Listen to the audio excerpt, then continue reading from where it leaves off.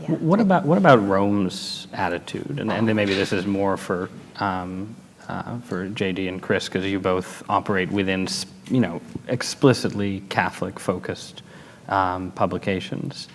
Do you feel like, I mean, this gets into sort of bigger questions about sort of the European-American divide maybe on some of these things, but do you feel like I have heard that there is a certain, let's call it exasperation in some quarters in Rome with how the Catholic press in the U.S. has covered this? Do you guys get any sense of that? Does that exist? Can you speak to it? Chris? Go ahead. I mean, a few things to say. One, okay, so we have the chance to cover bishops all the time, but when we talk about Rome, I mean, the person everyone wants to talk to, of course, is the Pope, and there are very limited windows in which the press gets to, have access at the Pope, and those are papal plane trips when he does his press conference on the way back. So in terms of getting answers from the top, which is what everyone wants, those are, of course, limited. And, in terms of the Vatican Press Office, I think what they're able to do is limited as well, because, they're working with,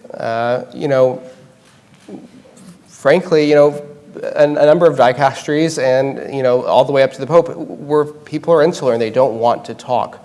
That being said, I think, Greg Burke, who runs the Vatican Press Office, is an American himself. So I think he has a good sense of how the press works. He was a journalist long before he became a spokesperson for the Pope.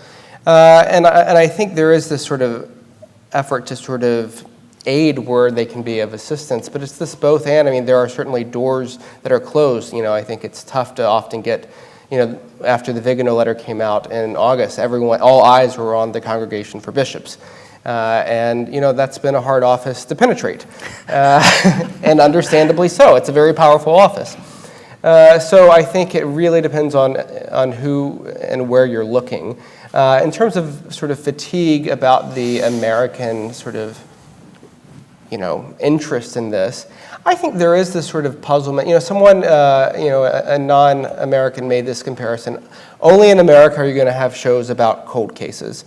This sort of desire to look toward the past, look at and dig up the past. I don't know if that is entirely true, but that was how they tried to sort of push back against sort of the American effort to sort of understand what was happening. So, yeah, I think one thing that it's important to understand is that the Vatican is not a monolith. It's a collection of offices that have varying degrees of dysfunctional relationships with one another, and so it's hard to sort of say the Vatican is this. But one thing that has happened that I certainly have observed is that there's a perception among many people in Rome, or at least some people in Rome, that a lot of what Americans are upset about is in sort of anti-Francis creed, that Americans have sort of jumped on this to advance their anti-Francis agenda with, that's theological. And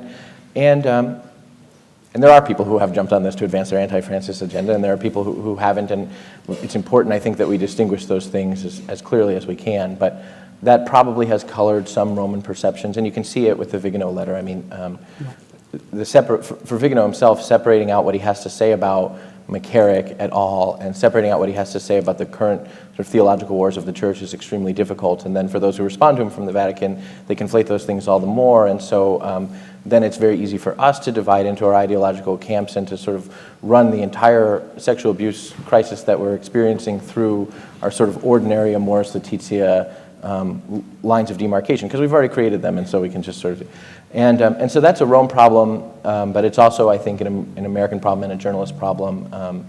We all should want the answers about coercive sexual activity of bishops and priests and cover-ups thereof. But it very quickly, sort of, those things very quickly get intermixed with our theological disagreements. And